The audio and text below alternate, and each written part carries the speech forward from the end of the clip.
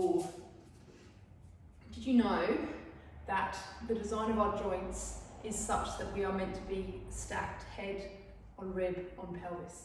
In fact, that's how we're meant to be when we move also.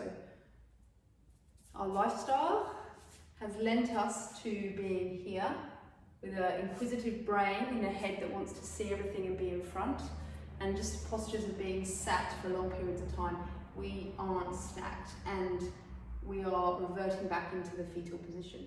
So using a wall as a tool can be fantastic to give us feedback about where we are in space, because sometimes our brain doesn't have the right amount of information to give us to tell us this is you centered and you might be a little bit wonky, so using the wall can help. So it's okay to be wonky, everyone's a bit wonky.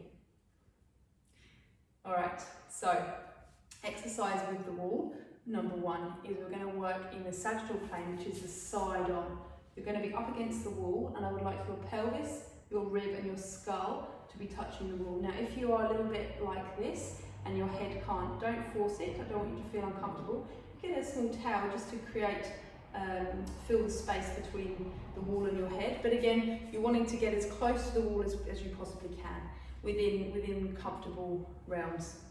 And from there, what we're going to work on is working on the head position and the pelvis position first. So we're going to move the head and the skull. So use the nose as a reference. We're going to send the nose up and send the nose down, keeping contact with the wall, going up and down. We're now going to focus on the pelvis, the pubic bone. Pubic bone goes down and up. Now we're going to do the two movements together. It's pubic bone and nose, both go down, remaining in contact with the wall, and both come up. You might notice that your rib now wants to move with you or in the other way. So that is exactly how we want you to go. So as your nose and pubic bone goes down, your rib cage comes up, and as your nose and pubic bone goes up, your rib cage comes down. So we're creating a cogging action in standing as we're stacked, which is actually how we move when we're taking steps. This is the cogging that allows us to be the catapult that travels us forwards. So it's a lovely exercise to add in. Now, if you are having trouble with any of this and if there's any discomfort, just go less movement, or maybe just stick to head or pelvis movement for now. If you're feeling comfy with that, another way of accessing this movement is using our hands and our arms through into our rib cage.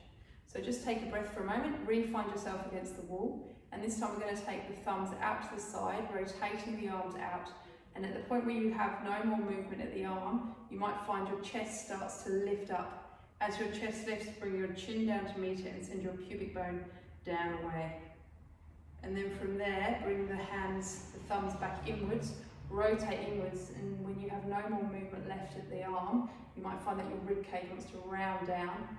From there, send your chin up and your pubic bone up towards you.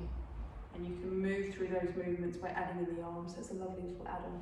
From a side-on perspective,